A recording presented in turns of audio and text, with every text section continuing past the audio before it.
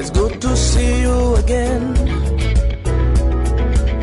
It's been so long since you've been here. You had me thinking you were dead. How's your tax? Thank you so much for being there with us on Unity 93.3 FM. Beatrice Adamuiji remains my name. And don't forget, today is Monday, the 30th day in the month of October 2023, and the program remains Unity Trend. And this morning, like we are used to doing it, I don't come to the studio all alone. I have people with whom I have confidence in, and so today I have them in the studio as well. And don't forget again, we are reaching you live from the hills of ZINARIYA, Plateau State, Nigeria, the home of peace and tourism.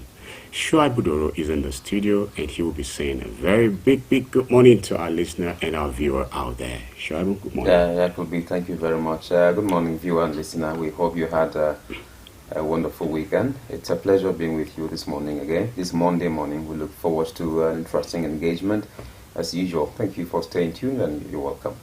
I have a very big surprise for you. This is not because it's his first time to be in the studio, but because it's one person who would always say Nigeria is a great nation, even when everybody seem not to believe in the greatness of this country. He stands out. And so I'm talking about Professor P.H. Bamayi, a friend of Unity FM. He's in the studio. He'll be saying a good morning to you as well. Good morning, Prof. Good morning, viewers. Good morning, listeners. Good morning, Kulbi. Greetings from the ZINARIYA Hills, Jos Plateau State, Nigeria. This is a wonderful Monday morning, and it promises to be a great time of discussion, a great time of looking at issues of benefit to us, to the nation, and to our world. So please stay tuned to Unity FM Radio 93.3 and Unity TV. Oh, thank you very much. While justice is said to be the prerequisite for peace, peace is therefore the precondition for development. It's just a message from Kubi. You may want to take that, and thank you so much.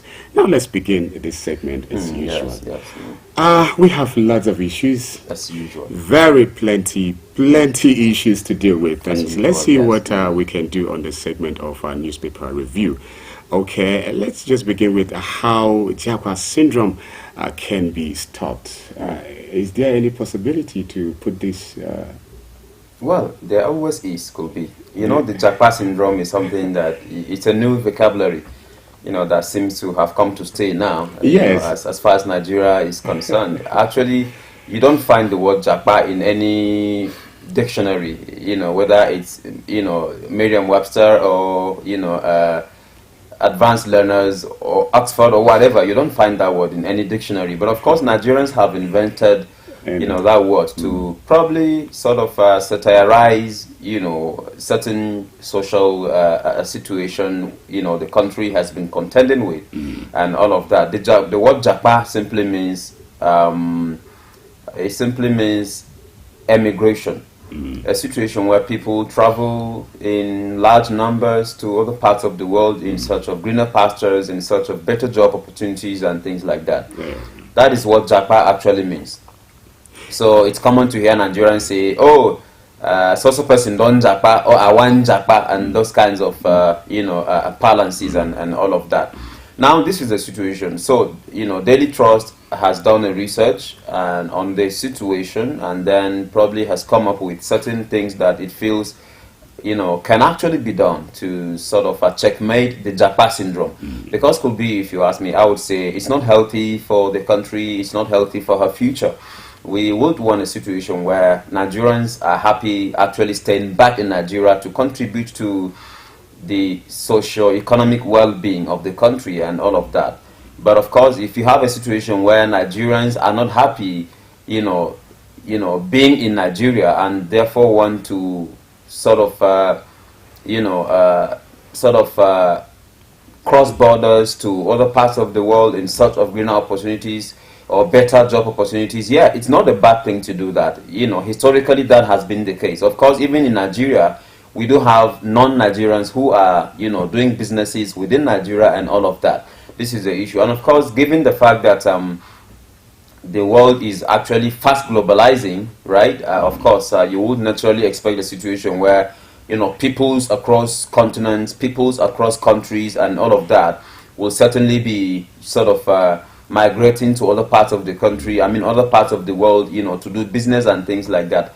I think that is what Karl Marx calls internationalization, and that is exactly what is happening. So we do understand that people have to travel, people have to, you know, move across continents, across countries, across borders, and all of that. That is a normal thing, you know. But again, I think the Japa situation seems to be a bit peculiar or unique in several senses. One of which is the fact that it is a situation or a phenomenon that is sort of necessitated or compelled or triggered by, you know, certain prevalent, you know, issues within Nigeria, you know, and if you look at the manner it's happening, you could say that it's something that actually has the potential to undermine the socio-economic well-being of the country and all of that. When Americans come to Nigeria to do business, it is strictly because they want to come here and explore opportunities, but it's not really because there are no opportunities in their countries. It's not because there is insecurity or unemployment or maternal mortality and all of that in their countries. We seem to have back home. Yeah, unlike what we actually have here. This is the situation.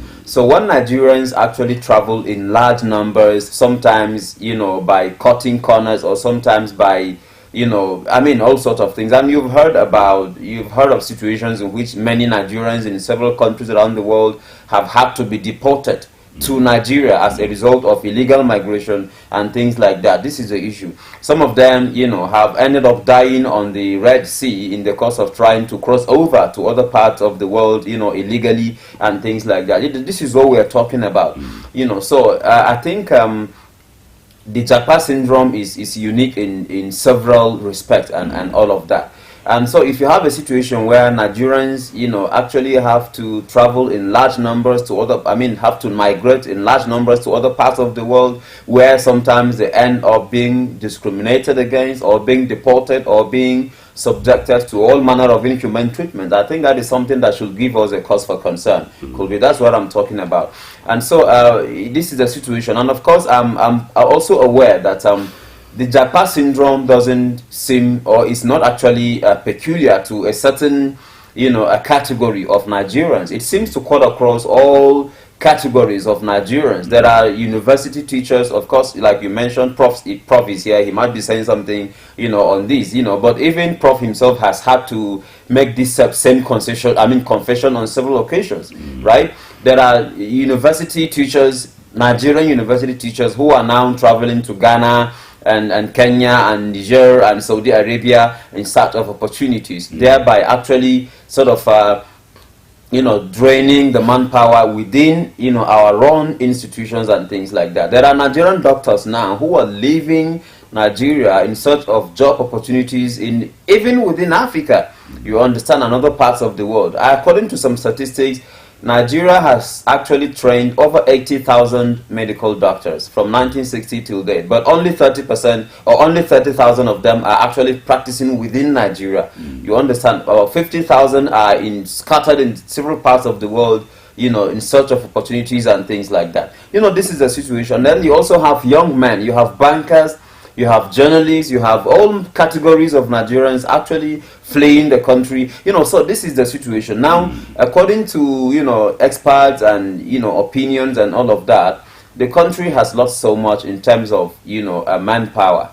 You've heard about this concept of brain drain. You understand, when Nigerian bankers have to leave Nigeria, Nigerian academics have to leave Nigeria, Nigerian medical experts have to leave Nigeria, Nigerian journalists have to leave Nigeria, and all of that in search of better, you know, or greener pastures elsewhere. It actually then means that, you know, different aspects of the social life in Nigeria will actually suffer, you know, manpower deficit and things like that. So I think, you know, this is the situation at the moment. I feel could be, as a solution, there might just be a need, or there certainly is a need to checkmate, because, according to what I've been able to stumble on this morning, you know, what actually has been a trigger, or what has been the push or pull factor for this, you know, for the Japa syndrome, I think, first of all, is the fact that the country is actually insecure at the moment. Many people feel we can't continue to stay in a country where, the safety of our lives and properties are not guaranteed. Number two,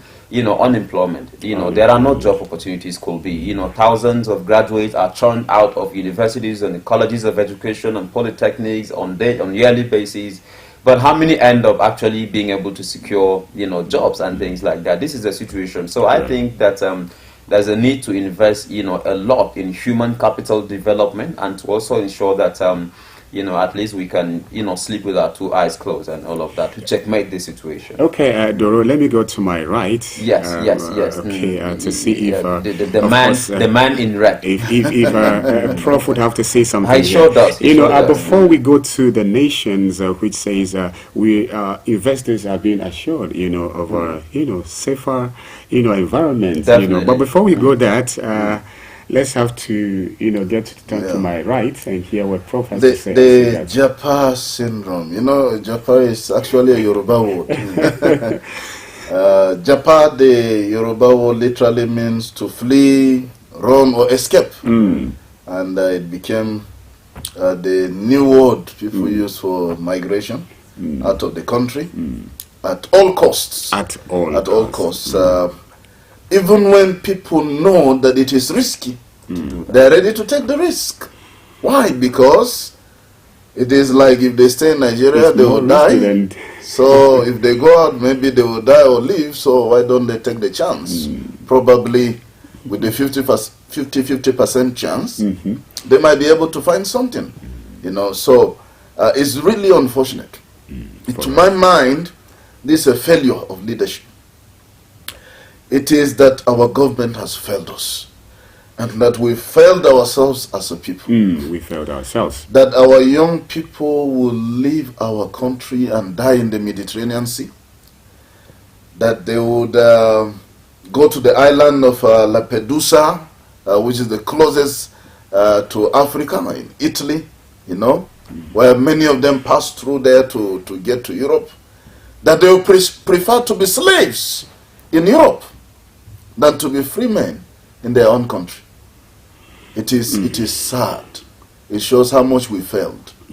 How many Europeans want to rush and come to Nigeria? How many Americans or Italians or other people from other countries, even fellow Africans, how many of them want to rush to Nigeria? It is because we've failed as a nation. Our leaders have failed us, and the young people have lost hope. It looks as if Nigeria doesn't even have a vision. Ask our leaders today, what is your vision for Nigeria? What is our Nigerian vision as a nation? What is our vision? They don't know it. They just want to occupy position. They just want to lead. That's all. They want it to enter their CV that once upon a time they were senators or president of the country, one thing or the other, but they're not really out to serve. And that's why we keep having this Japa syndrome. Until we address the root cause, it will continue. Mr. Doro has talked about it. Unemployment, insecurity. If we don't address those issues, people will keep japaring out of the country. And I tell you that as we're talking right now, thousands are already on their way out of the country. If you don't believe me, go to the airport and see what is happening. Go through those who take the road through the desert, Mali and the rest, Libya, and go into Europe, go to the Mediterranean Sea, and see those vessels on the sea, how many of them are carrying Nigerians. It is really unfortunate. We hope that we can do something about this, and very soon. Yes, we really hope that something will be done very, very soon. And of course, you have all established that if the root cause is not addressed, then this thing will continue to happen. And of course, we have continued to lose our loved ones in a bid to try to find greener pastures elsewhere other than in Nigeria. But of course, the nation has this to say, that business obstacles to go at Tinubu assures investors. Okay, and I'm beginning to wonder, in the same direction, if security issues are not addressed, how can investors even, be so guaranteed that their businesses will thrive? Well, that is, we hope that President Tinubu was not just talking, but that, he will walk the talk. That's what we've always said.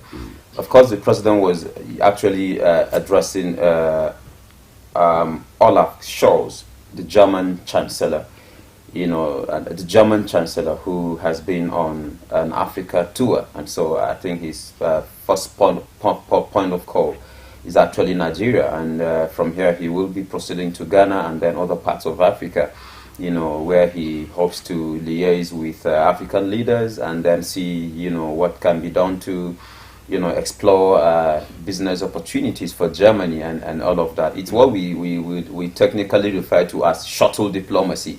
When Obasanjo when he came on board as president in 1999, the country then was at a pariah stage. He was in a situation where it had been isolated.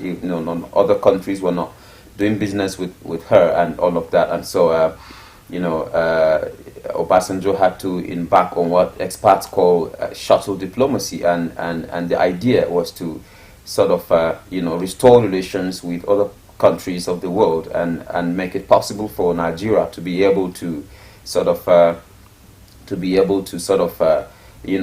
maintain cordial bilateral relations with these countries and eventually be able to extract strategic benefits and all of that.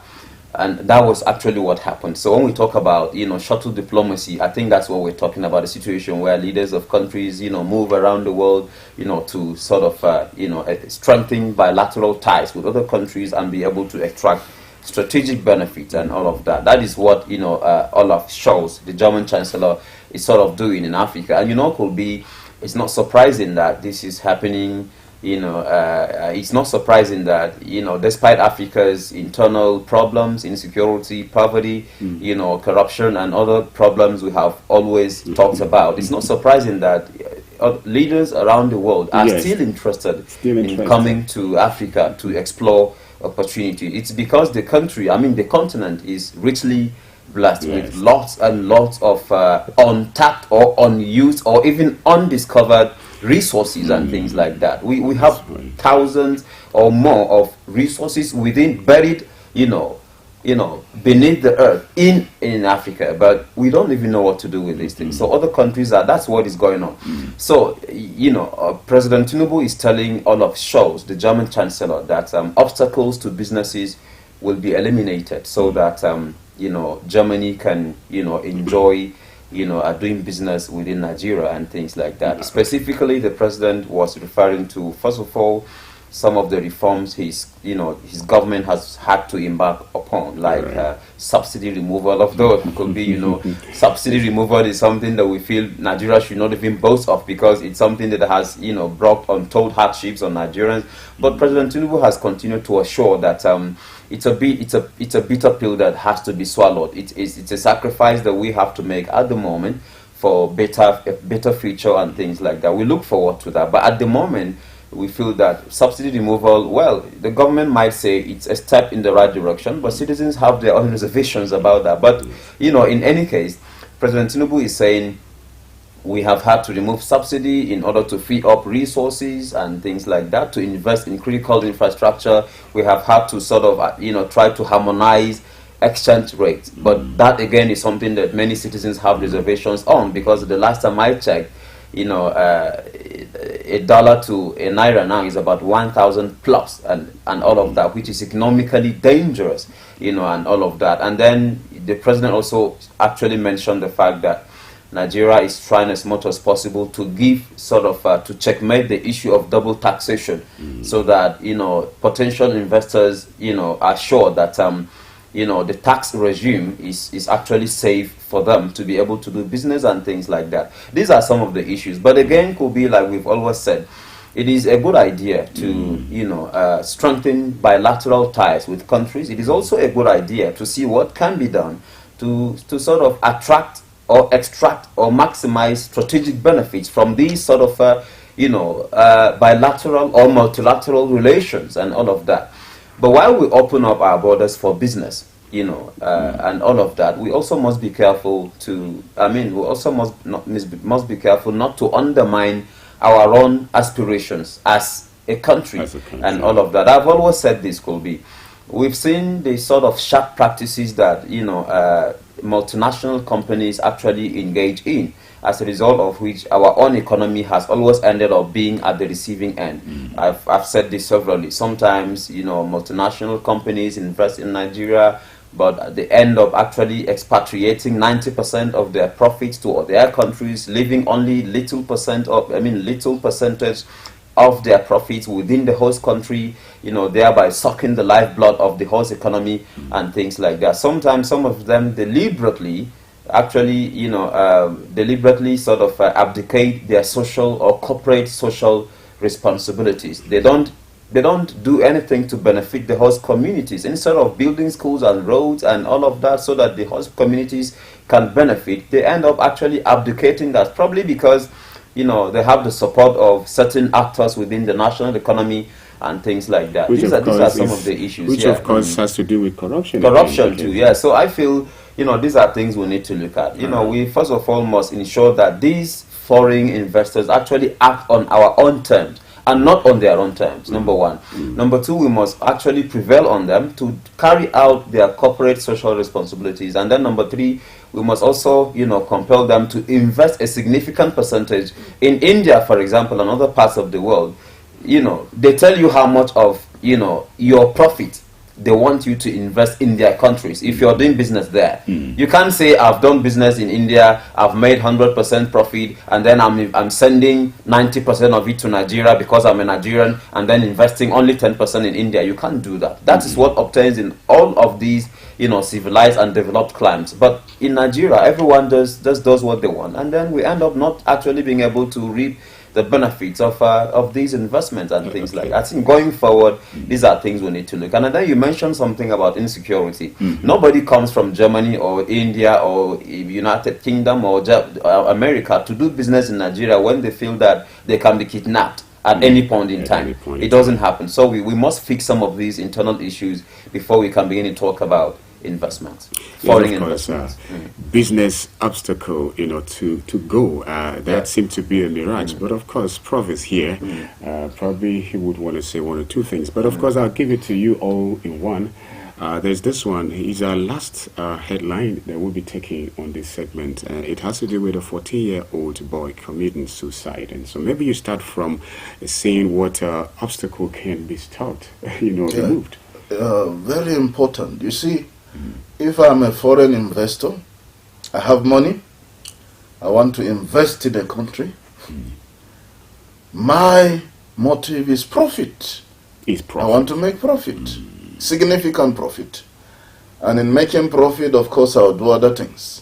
All right, I want to maybe help the economy of the country, create employment, and other things. But every investor wants profit. And for the investor to have profit, it means that where he's going to invest is secured. First of all. Very important. Because you don't want to invest $1 billion and some hoodlums come up tomorrow and they set it ablaze and destroy your business. You've lost everything and you have to start all over again. So, when you're outside this country, the impression that is given by foreign news media is that Nigeria, nowhere is safe in Nigeria. In fact, you would think that Nigeria is on fire, that people are just dying on the streets everywhere you see dead bodies. And this is what is scaring away investors. Insecurity is a major issue that the government must handle headlong, once and for all. When people know that Nigeria is secure, they will invest. Another major issue is corruption. Somebody wanted to invest in building a hospital here in Nigeria. He came, he had to see some politicians, and he was going to build a world-class hospital in Abuja. And he had already gotten people who were ready to invest in the health sector. He had the money. But there were senators and politicians, this was years ago, so that the current senators will say they are not the ones. Yes. But this happened years ago, and the bureaucracies were so much. Not only that, he was told, you have to pay this amount here, you have to pay this one, you have to do this, you have to do that, until his foreign partners, because he's a Nigerian based in the US, his foreign partners got fed up and they decided to boycott him, and they left. That hospital was never built. Why do you want to collect some money from somebody who is coming to invest when he has not even built the hospital? He wants to bring a world-class hospital like they have in California, like they have in London. He wants to bring it to Nigeria. You should encourage him. But they were asking him 101 different questions that he cannot answer. And they wanted to be bribed. They wanted to be given all manner of, money, and corruption is a major thing, and it permeates virtually every fabric of our nationhood, and foreign investors don't want to come to a nation that is corrupt, that is full of corruption. Another thing we have to look at is, do we have the basic minimum infrastructure for investment? Electricity. I want to invest, your country has no electricity. I will have to come and set up my own generating plant. That's expensive. I have to use diesel or whatever 24 hours because the electricity is not reliable. That's expensive. Why don't I go to Rwanda where they have electricity 24 hours? Why don't I go to Uganda? Why don't I go to Malaysia? Why don't I go to Jamaica? These are developing countries. I can go and invest there. They have electricity. Why should I come where I need to spend extra money for power in order, to invest? These are real problems, and these are some of the things that we've been saying for years. That can't we for once have a government in Nigeria that will solve this power problem once and for all? If the only thing Tinubu does is to solve the power problem of Nigeria, he will go down into the annals of history as a great Nigerian. Right. Of course, other things like road, and all those things are also there, but these are realities that people look at when they want to invest. Okay. Very quickly, we have just 2 minutes. Doro, Yes. what do you think we can do around the 14-year-old boy? It's one story we just can't let go. Yeah, well, Yes. it's very tragic, Kulbi. The boy's name is given as Donald, and of course, according to the story, he's a resident, or was, since he's now late, he was a resident, or used to be a resident of 49, a Condo Street, somewhere in Calabar. He is said to have, lived with his grandmother, at that particular place in Calabar, and of course, he's an orphan, or he was an orphan, because his mother and father had actually died years ago. Now the boy had been sent by his grandmother, to do an errand, and then it seemed to be taking long before the boy returned. And then, out of worry, the grandmother decided to ask a carpenter around the neighborhood to go after the boy, only for the carpenter to find the boy somewhere,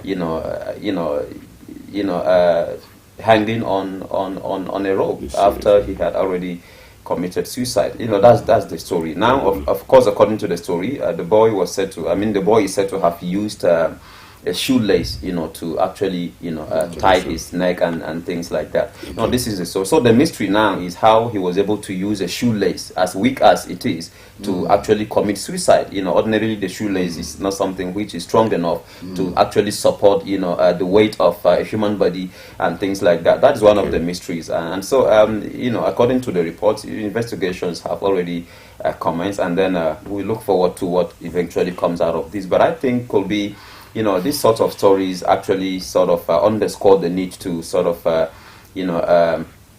take care of the mental and social well-being of people. The boy, according to the story, the story does not say anything about what possibly might have actually compelled such a decision on the part of the boy. But I am tempted to feel that it might have something to do with the sort of day-to-day challenges that Nigerians, because even young people too, as young as 14-year-old Nigerians too, are not exempted from the sort of challenges that even adults contend with every day. Now the boy was an orphan. It might be that probably he was hungry, or he was depressed, or he was lonely, or there was something of that nature, or probably he was sometimes domestic abuse and things like that. Well, I don't know, but this could just be some of the things that compel such unfortunate decisions on the part of, some Nigerians. All right, Adoro, thank you. When we come back, our viewer and our listener will go on a short break. We'll be right back. When we come back, you'll be hearing from, of course,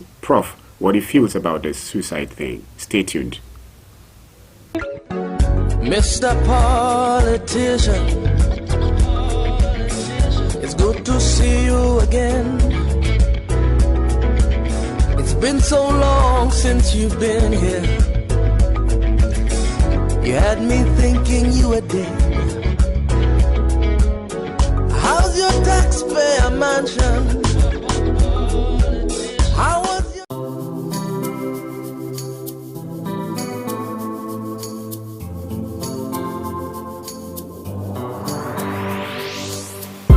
Please pay attention. It starts from the foundation.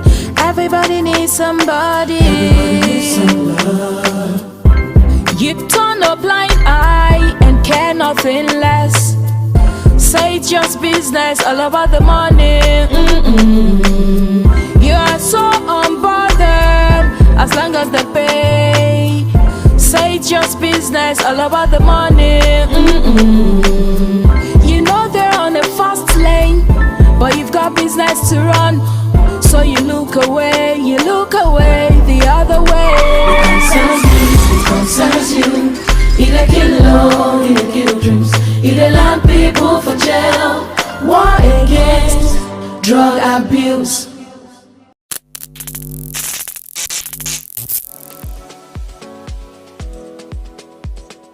Are you bored and need some company? Get a TV experience like no other on Unity TV. We are turning up the hits with captivating TV shows, electrifying political programs, music, movies,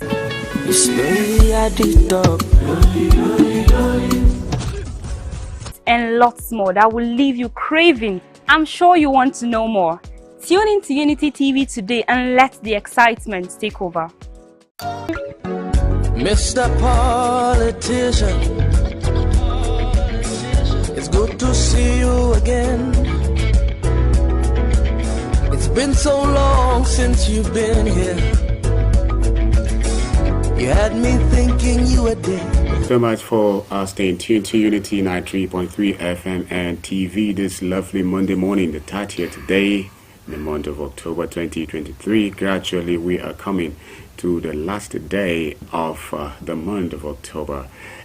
Give it all to God, because none of us was there to assist God in, making sure that you and my humble self are alive to see this great day, and of course in this great nation. And thank you so much for being there. Beatrice Adamo Iji remains my name, the anchor of Unity Trend, and in the studio Doro is a bit busy and he has some engagement somewhere. He needs to be there, and so I am left in the studio with Professor P.H. Mayi, and together on the segment we'll do the needful, I'm sure, especially because you are there listening and of course getting to what we have for you this lovely Monday morning. And so I'll just let Prof this morning to say good morning.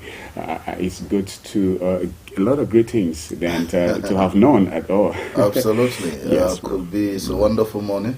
Viewers and listeners, I hope you're enjoying our broadcast. It's a wonderful morning, a beautiful morning.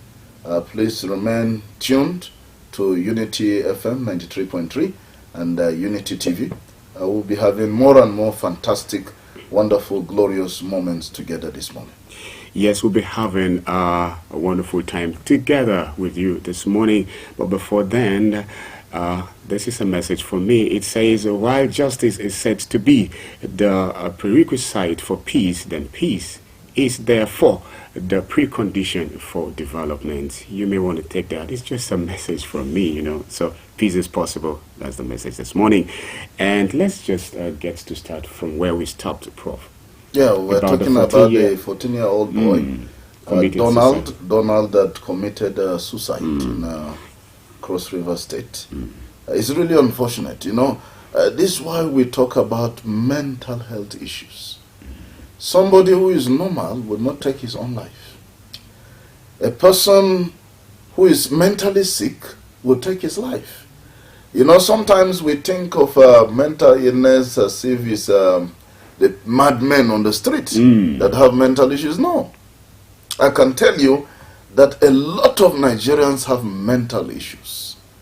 It's just that, you know, you don't see it. You don't apparently see it on their faces, you know, but emotionally, you know, people are passing through a lot of things that affects, you know, their mental health. Imagine, for example, if a parent cannot pay the school fees of his children, cannot provide for his family, that parent is going to be having some mental health issues because he's not able to provide for his family. So, but this young boy is 14 years old. Only God knows what he's passing through, because sometimes you feel that because people are young, they're not passing through challenges, they don't have problems, but everybody has one challenge or the other. Yes. It depends on how you handle it. But it is because this 14-year-old is not able to handle the issues that are surrounding his life, what he's passing through, that he decided to take his own life. That's believing that indeed he took his own life. If he did take his life, there must have been certain symptoms, certain signs that would have been noticed. When somebody is suicidal, when somebody has a mental illness, you know, there are ways the person behaves. For example, depression, the person might be withdrawn from people. For example, you might notice that the person is getting withdrawn from people more and more, wanting to just stay alone, talk alone. Sometimes you see them, they keep complaining about something over and over and over and over and over and over again. You know, there are different signs you will notice.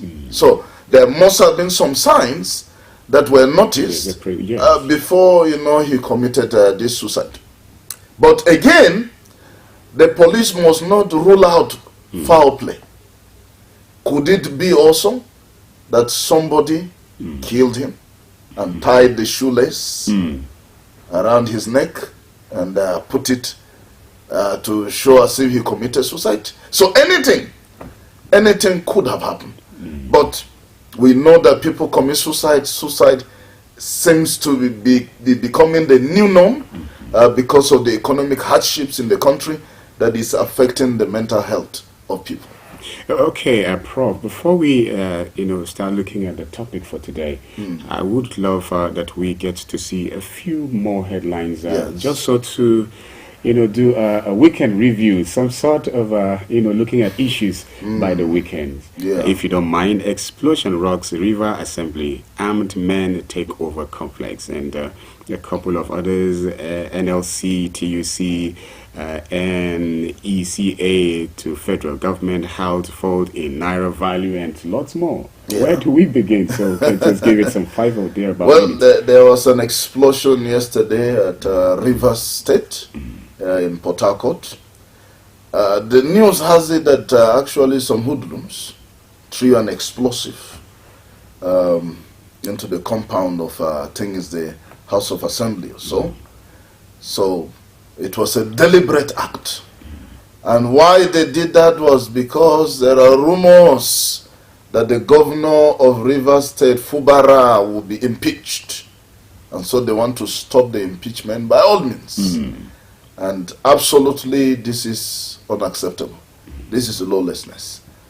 Acting on mere rumors, the impeachment process has not even started. If the governor will be impeached, there are so many processes involved. So somebody must be stirring up, inciting these youths to violence.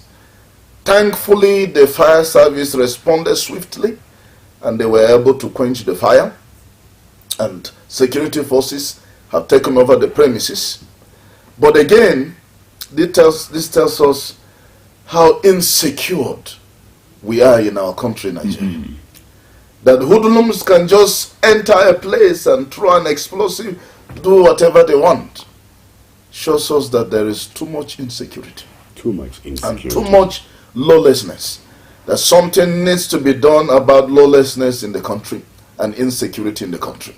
I hope that the police will up their game and get all the criminals involved and bring them to book.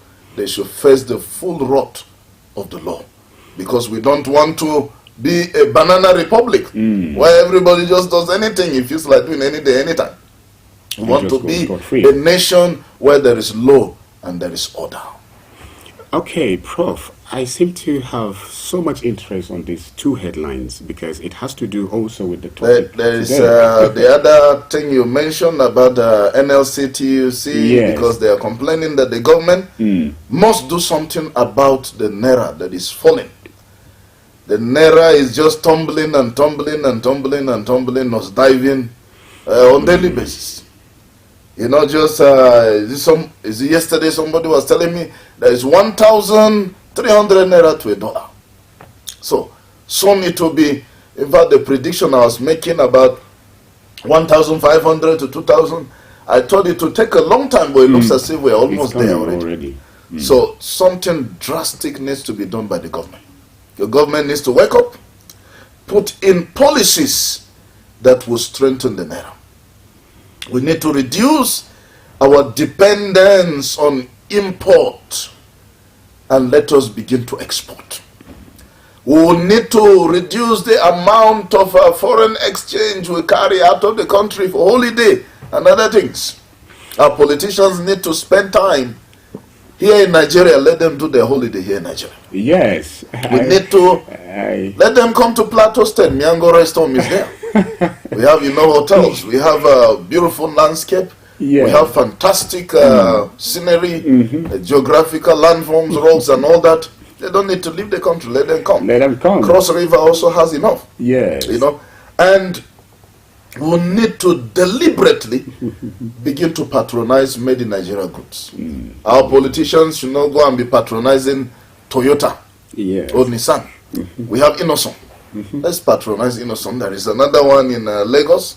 Let's patronize Nigerian cars. Even if they are not as strong as the foreign ones, let's patronize them so we can make them strong. Okay, Prof, this one says, Ogun police arrest 2 pupils for setting school on fire. And this one too is still on security. Yes. It says, how Uniport student kill girlfriend, harvest organs. And this is credited to police as well. These two are stories, really something that has to do with the general people. It's really unfortunate if a 6, 9-year-old can go and set ablaze their own school in Ogun State. These are primary school pupils. They went into their school compound when nobody was around, entered the classroom, piled up the books, papers, everything they could get, set it ablaze, set their own school ablaze. Before good Samaritans came to the scene to try to quench the fire and get these small boys, pupils, arrested. You wonder what is the motive, because the police is yet to determine the motive. Why are you setting ablaze your own school? Are you saying that maybe you don't want to attend school? Maybe their parents used to disturb them to attend school, so if they burn down the school, there will be no school to attend. Yes. Or maybe they had a quarrel with one of their teachers, and they're deciding to set the school ablaze, as a form of revenge or whatever. We don't know what their motive is, but whatever the motive is, it is wrong. It is wrong. It's a wrong motive. You don't set ablaze public property. Even your own personal property, you don't set it ablaze, because it doesn't solve any problem. And could be, you see, this brings home the need for us to have proper upbringing of our children. Again. And this is what we've been talking about, viewers and listeners. As parents, how are we bringing up our children? Are we bringing up our children to be hoodlums, to be criminals, hooligans in the society? Are we bringing up our children to be violent, or are we teaching them moral values? I think there is a problem with the upbringing of these pupils. If at the age of 9, the age of 6, they can commit such a crime, it means we have a problem. You know, some few years back, I was staying in one part of Jos. One day, I was driving my car out, and as soon as the gate opened, thank God that I was vigilant. I noticed that my neighbor's children had come to the front of the gate of a house. They have used clay and put nails, sharp nails, so that my car will step on the nails and I'll have a flat tire. They used clay and put the nails so that the nails will be straight up. And because if they just keep the nails like that, it might not work. You will escape. So they use some nice to hold it in place so that the pointed edge of the nail will be up. And they put several, not just one or two, they put several. As soon as the gate opened, as I was about to go out, my eyes just went straight. I saw it. I stopped the car. Yes, of course. It's strange. You've never seen They were running away. They started running away. And I said, who taught these children to be this wicked? Because these are 5-year-olds, 6-year-olds, 7-year-olds. Who taught them to be cunningly wicked? These have become evil geniuses. They know how to do something evil at a young age. That's why when you see the average Nigerian become a teenager, and maybe in the early 20s, they already know how to do Yahoo and scams and all that. They're brilliant in doing the wrong thing. They know where to go get weapons. Yeah. Even firearms. You just wonder why they're not using their intelligence for something good. So there is a problem. Parents need to inculcate moral values. They need not to give up. Moral values in their children. We will need to show our children the right way to follow. Discipline them. Tell them what time to leave the house, what time to come back. What they're supposed to do. When they come back, let them give you account of what they did that day. How their day has been. How has been your day? Where did you go? Where did you go? What did you do? What did you say? You know, Who did because you we are see? parents. What did you see? You know, and all those things. Otherwise, we'll be having an extremely lawless, chaotic, anarchic society. Prof, don't you think this is already happening to us? It a is. Situation where every day you find out teenagers breaking into apartments, and these days they don't just go through the doors. They have a way of breaking the walls and just get in and steal items. In fact, in New just yesterday or day before yesterday, a young man was caught. A young man was caught within the university premises. He had opened one of the vehicles in a Faculty of Management Sciences. Whatever he wanted to do, he came with tools.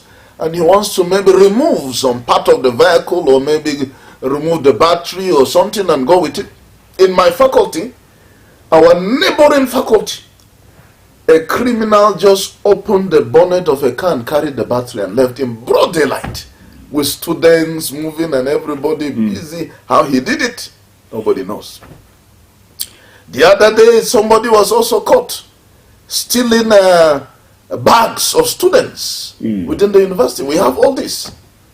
In fact, somebody stole the bicycle of my son the other day, within the university. His bicycle was stolen. So you have these criminals all around. It's so sad. So moral upbringing should be a major priority for parents. This is the time to sit your children down, inculcate in them the right moral values, discipline them. When they do wrong, don't spare them, spare the rod and spoil the child. And this takes us to the next story that you just mentioned, because a young man killed his own girlfriend. Killed his own girlfriend. Has she been a girlfriend at all? Maybe he was I just wonder. I watched a video of this young lady and the boyfriend having a good time, gisting and laughing. And the girl was bragging that she's hot. And the young man was saying, yes, you're hot and all that. And they were laughing, having a good time, together. When the going was very good. Only God knows what happened. That this young lady was killed by her boyfriend.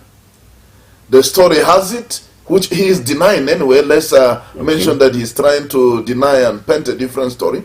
Harvested organs of this young girl for ritual purposes and put her body parts. In fact, what even exposed him was that he took part of the body parts and gave them to what the Southerners call an aboki to go and dispose. That means a northerner based in the South to go and dispose. When this aboki man was going to dispose, he now noticed that these were body parts. So he decided to alert the estate security. And this matter was reported to the police. And the young man was arrested. When they opened his room, they found drips of blood coming out from a sack. In fact, one of his neighbors said that he had even begun to perceive odor, some bad odor, coming from the apartment of that young man. How somebody can be so wicked, satanically wicked, as to kill someone and harvest body parts of that person for ritual purposes or whatever purposes, I mean, it beats my imagination. And this is a young man. The young lady he killed is just about 20, 21. And the young man who committed this crime is just about, 24 years or thereabout, an undergraduate student in the University of Port Harcourt. The girl is in 300 level biochemistry. He is an engineering student. Why does he even have time to do all this Yahoo Plus for rituals and all that, when in engineering you're supposed to be busy with formulas, you're supposed to be busy with designs, you're supposed to be busy. Engineering is one of the most engaging, difficult courses in the university. It takes a lot of your time. But he has time to camp a girlfriend. He has time to kill a girlfriend, to harvest parts of her body for sacrifice, maybe to become a millionaire, a billionaire, become a rich man overnight. And again, this is where we say parents must inculcate right values, moral values. Why will a 21-year-old be sleeping with a boy when she's supposed to be with her parents? Or let her stay in her own hostel. If she's off campus, she has a room to stay. Why go to sleep in the room of a boy? That's immoral. That's another angle of it. Yeah, that's immoral. We need to train our daughters. We need to train our young girls to preserve their body, to know that their bodies are supposed to be pure temples of God, a place that nobody should just tamper with and use it anyhow. That there is value in chastity, that there is a great reward in chastity.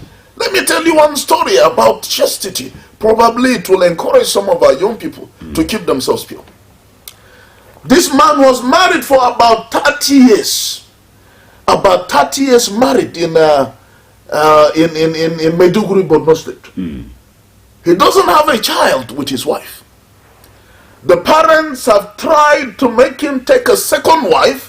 He refused. Being an African country. Yeah, because, you know, he can take a second wife. This woman is not giving you children, take a second wife.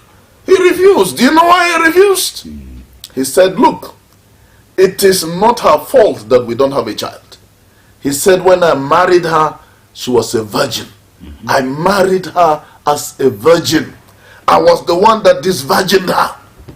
I married her, she was still a virgin. Her hymen intact.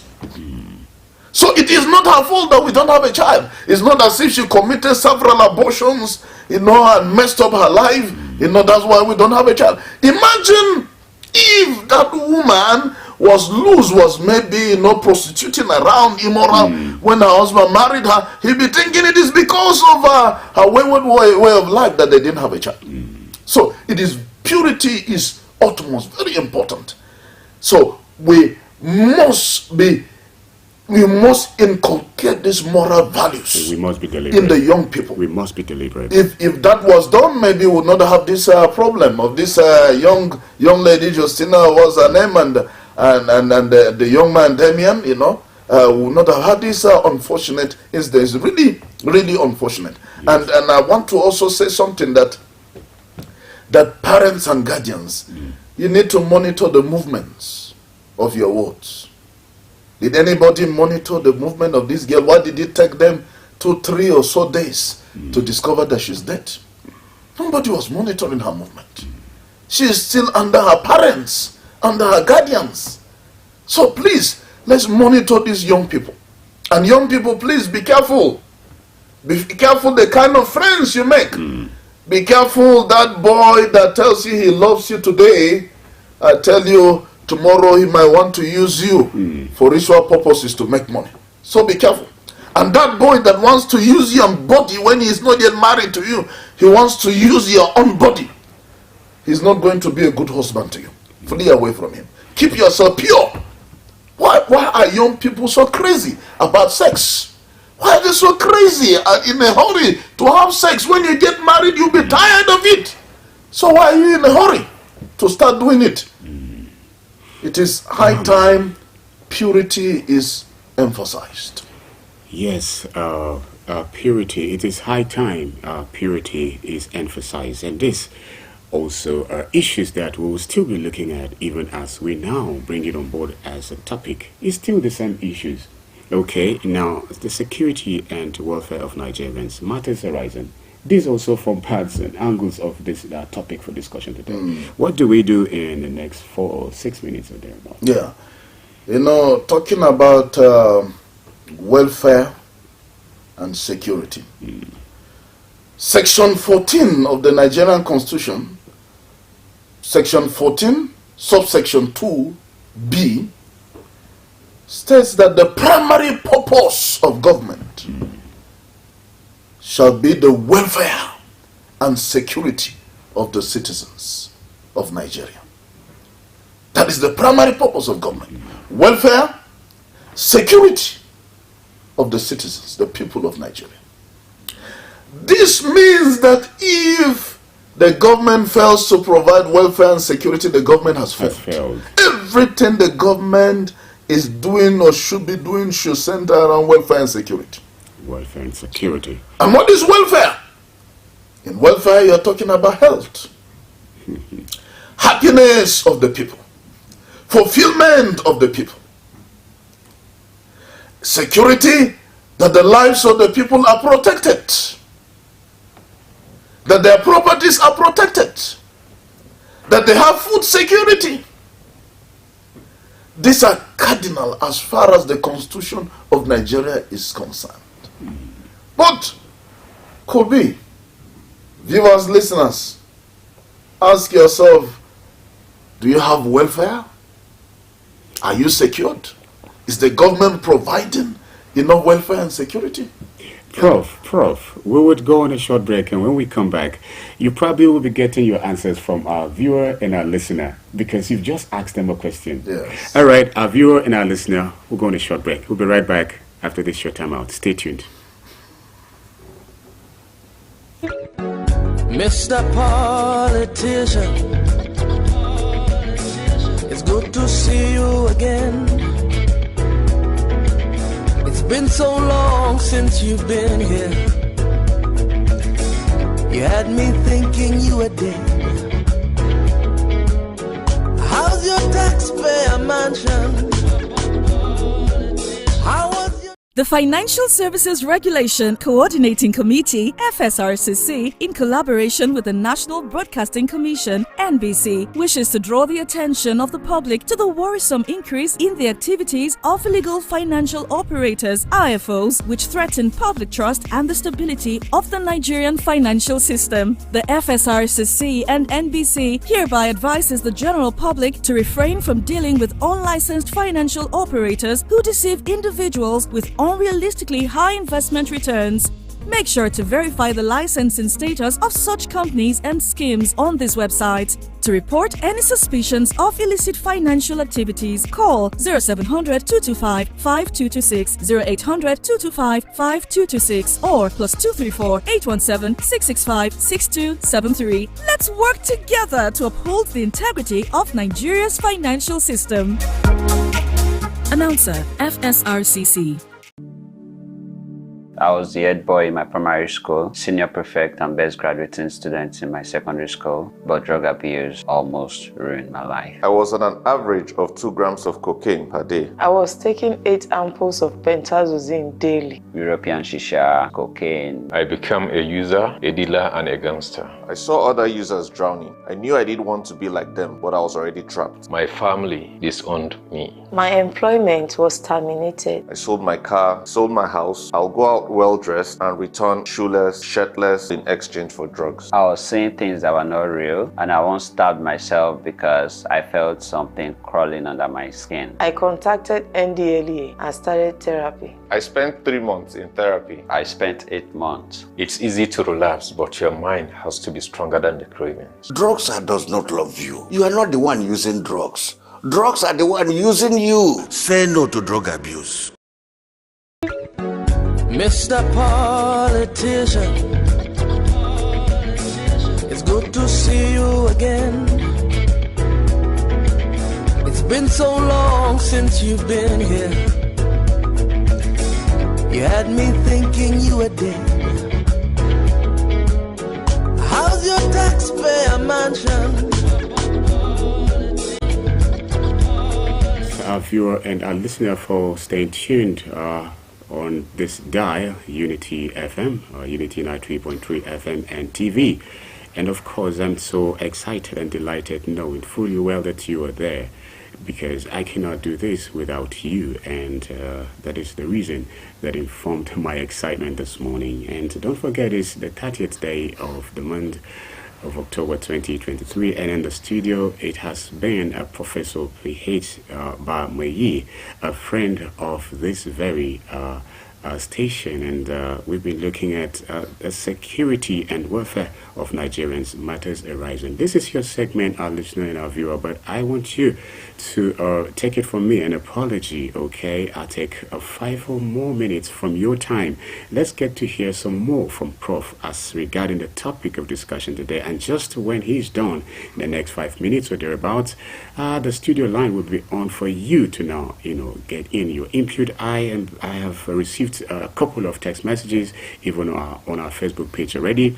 I'll read them when the time comes. And if you want to be a part of it, to throw in your comments on our Facebook page, just go Unity Radio FM/TV. Just drop your comment. I'll read them on. And for SMS, just go 0808-478-9999 for SMS alone. At this point, I'll let Prof to take us on a ride in the next 5 minutes. Yes, viewers, listeners, when you talk about welfare, 3 things are very important in welfare. 1 is the health of the people.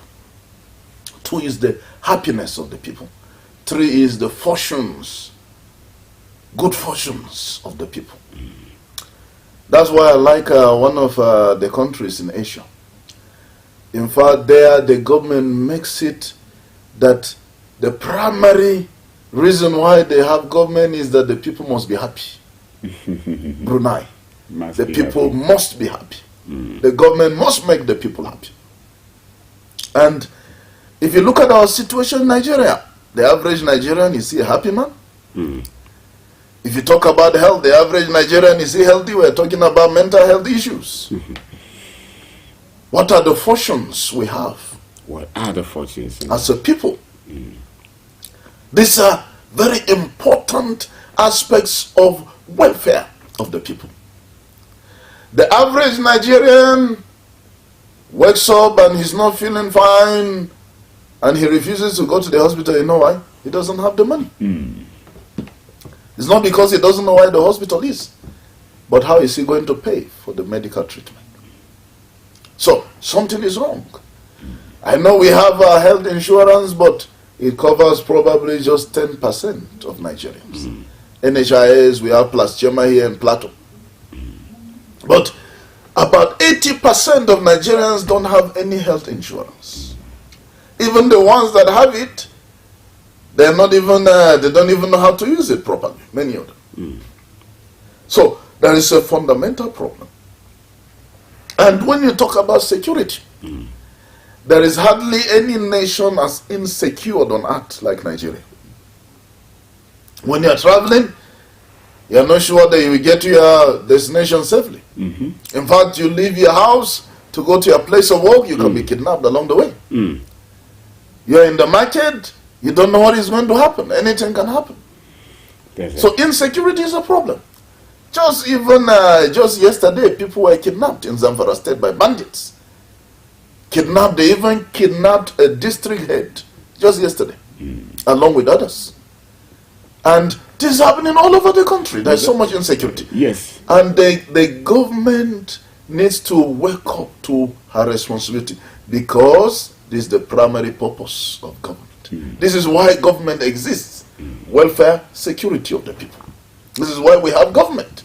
Otherwise, all of us will have just gone our own ways and set up our own governments, which in a sense is what we're doing in Nigeria, because what the government is supposed to do, the government is not doing. So everybody is a government of himself. You provide your own welfare, you provide your water, you provide your electricity, you provide your own road, you provide everything that you need.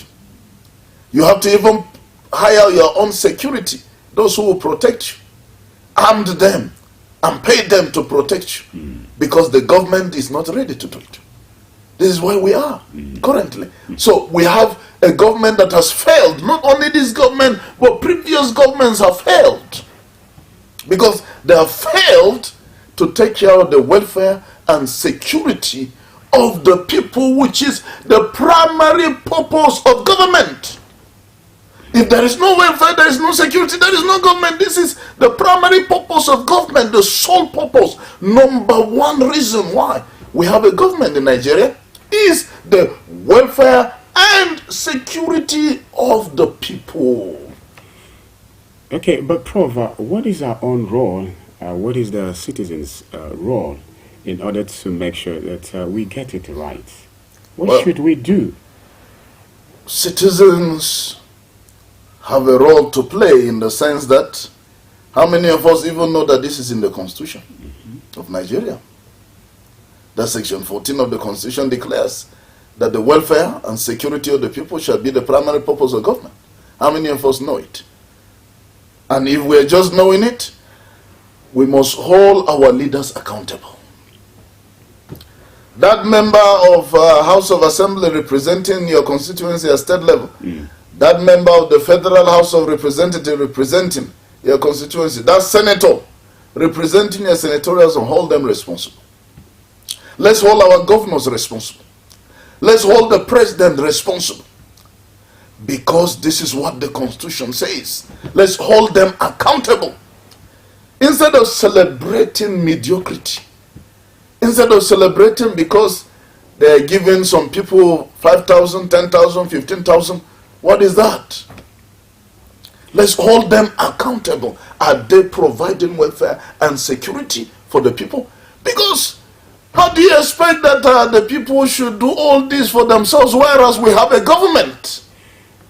It means that we shouldn't have a government. We should just say that there is no government, so everybody just go and be your own government. As long as there is government, the citizens should hold the leaders, the government responsible. And then for us as citizens, we have to be law-abiding. We have to be law-abiding. We have to be obedient citizens. We have to obey the law. We have to follow the law. We have to do what is right.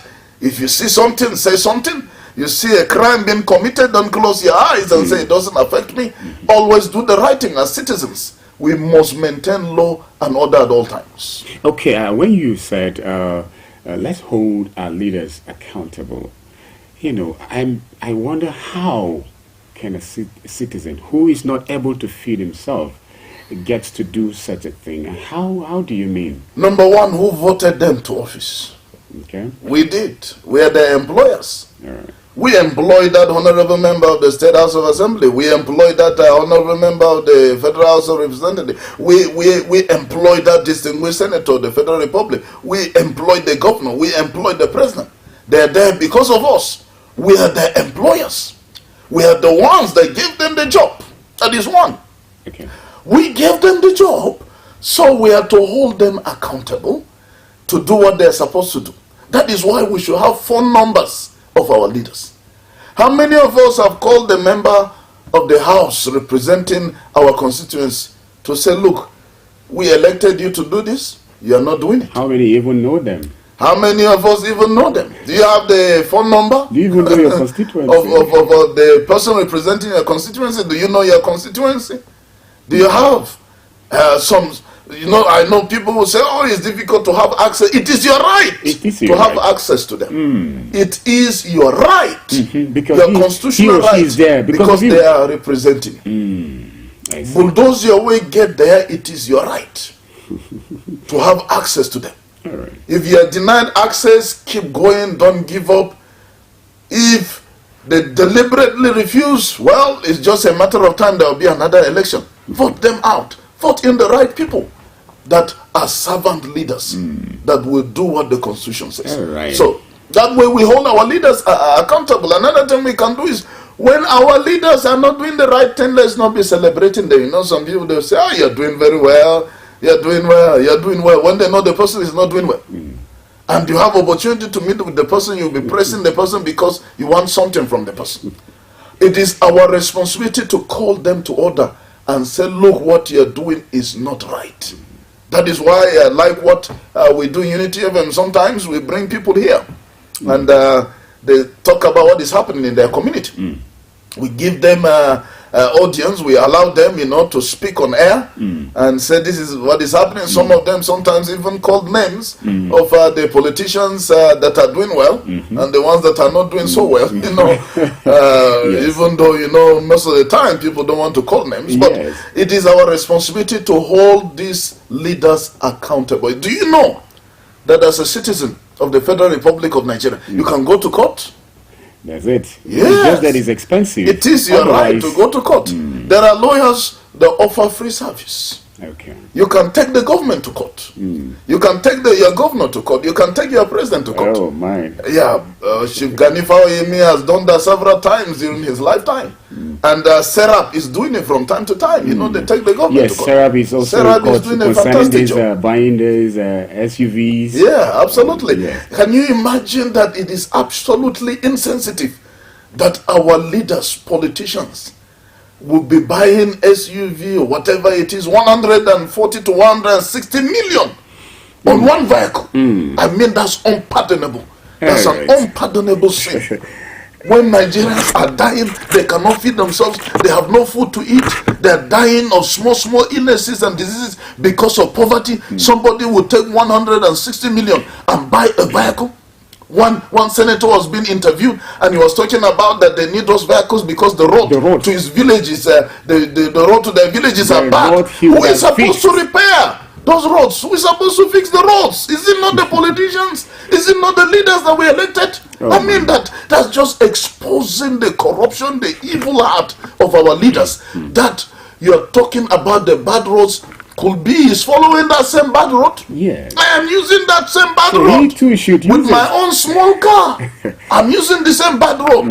So you should use the bad road, get a small car and use, instead of buying a car that you say is very strong and because all the ones in Nigeria. Yeah, because the roads are bad. Why don't you fix the roads? The roads, we elect you, we send you up there to Absolutely. go fix. All right, Prof, at this point, our listener and our viewer, we truly apologize. This is because it became necessary for us to hear some more from our Prof this morning. And now our studio line is open. You may begin to call. It's 070-3235-3315. If you call your name and where you're calling us from, just go straight, stick to the rules of the game, promoting peaceful coexistence. And that's just it. In a minute, you drop your comments and we'll take it.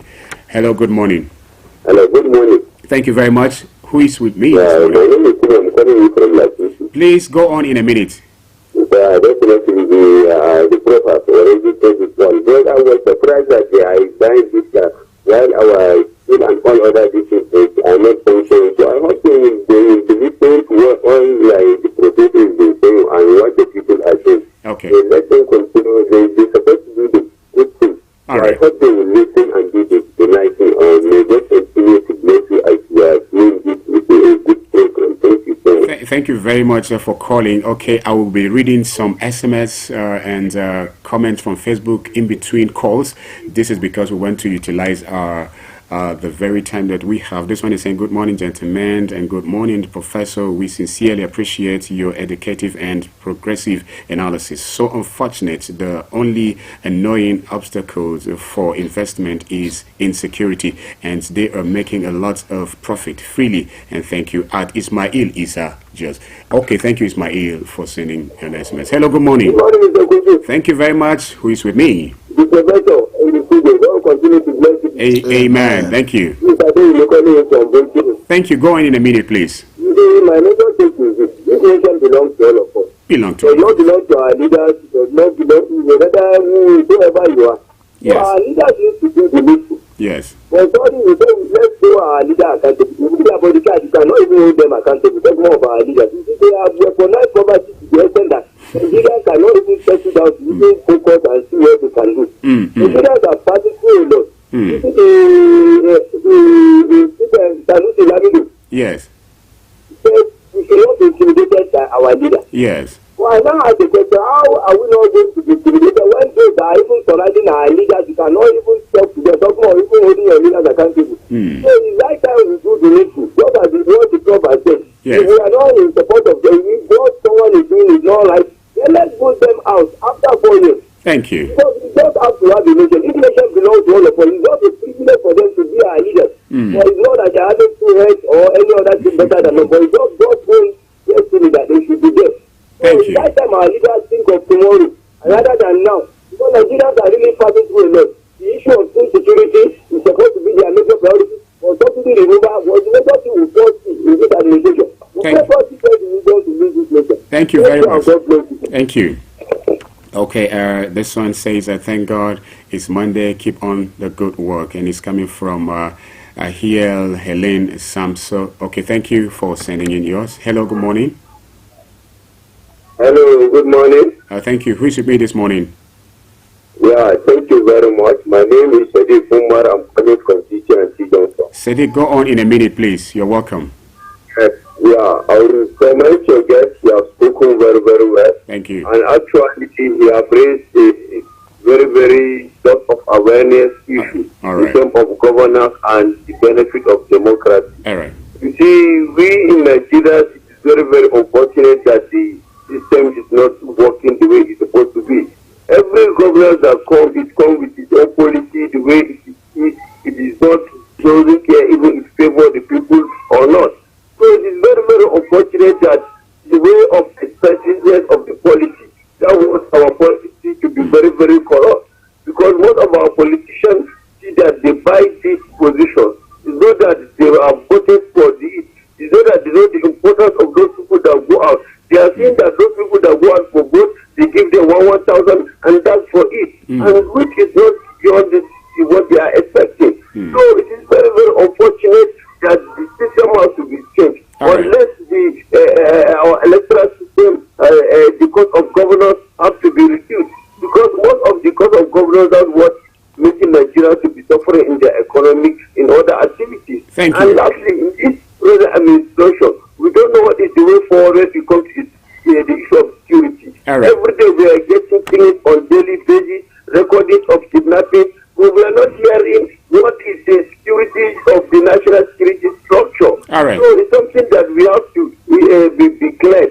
So there is a lot to do in administration. Thank you very much. So we are hoping that this will be changed in terms of the economy. Thank you very much. Thank you very much for calling. Okay, this one is from Zainab Adam saying, morning, you need to train, keep moving the train. Thank you. And Aminu Abdullahi Shuaibu saying, good morning, Shuaibu, Sunshine Kubi, Shuaibu Doro, and the Prof in the studio. I'm watching you live from Rika's new layout. Thank God for another blessings of the day. Actually, country needs a prayer as always because of the many reasons happening in the country. Well, our prayer one day, our leaders and our country will be better. I say amen to that. Hello, good morning. Hello, good morning, Kulbi. Thank you. Good morning, Prof. Andoro. Morning. Thank you very much. Ambassador, please go on in a minute. You're welcome. Prof, may Almighty Allah guide you because you're always making our day. I'm telling you. Thank you. But Prof, you say something. You say hold your leaders accountable. You understand? Yes. If you hold your leader or asking questions, they will be saying you be done adawa. I'm telling you, if your leader is not doing the people, if you want to confront or talk to him or explain something about him, some people will call it in other ways. They'll be thinking that even if you're governor, president, rep member, etc. You understand? They will say you be done adawa, be this and that. There is some people that the leader is not doing the people, they will say he's doing the people, which is very bad. You have to think and change and continue praying for them and advise them to do the people. Because most of the advisors, they are not advising them well. Thank you very much, bro. Thank you. Most of the advisors are not doing the needful. Let me use that. And so this one is saying Unity Trend student Haruna Ahmad Muazu from Yenshanu. You people were doing excellently, brilliant. Keep on the ground running. Nigeria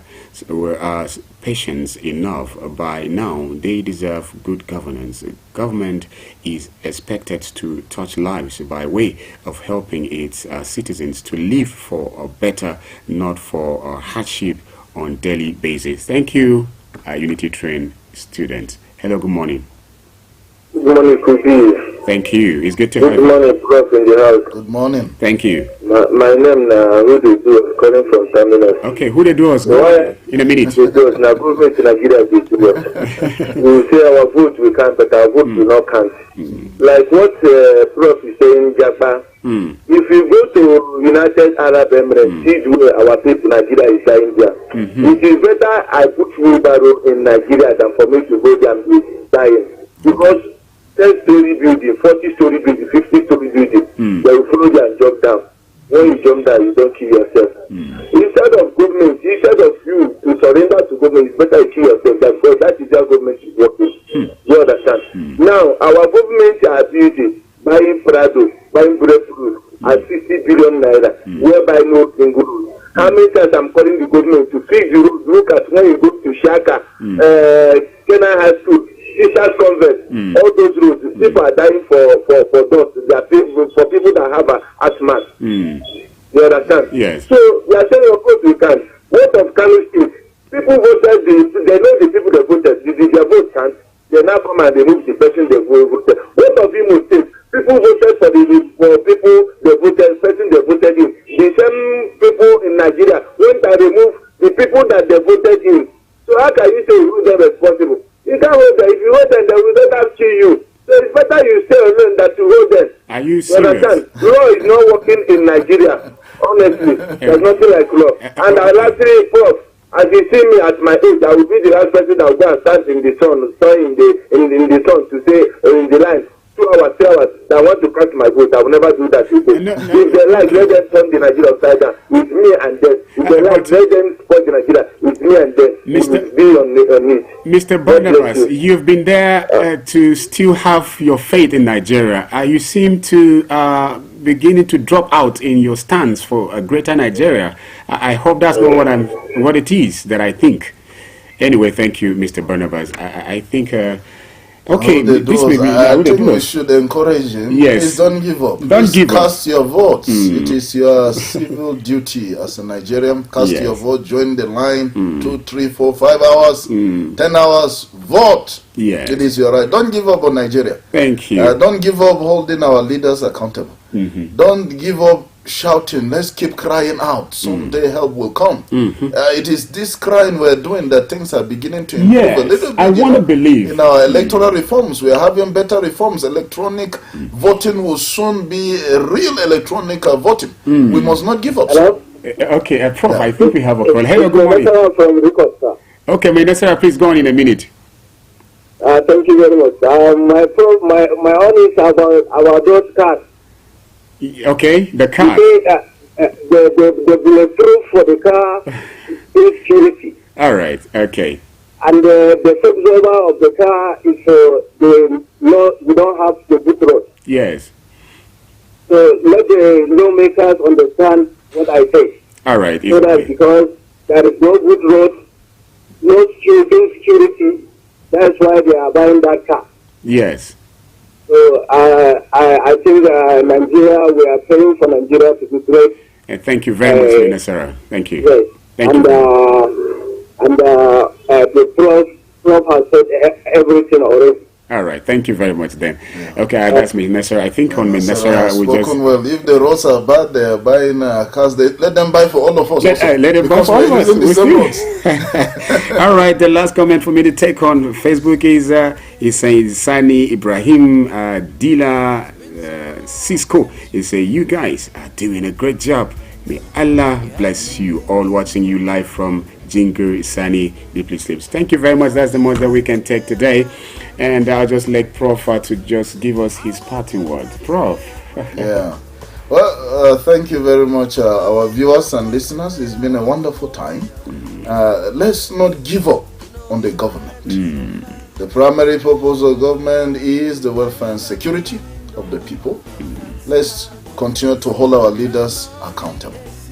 They might not listen to us, but someday they will listen. Let's keep shouting, let's keep crying. And help will come someday if we don't give up. We must not give up. Nigeria is the only country we have.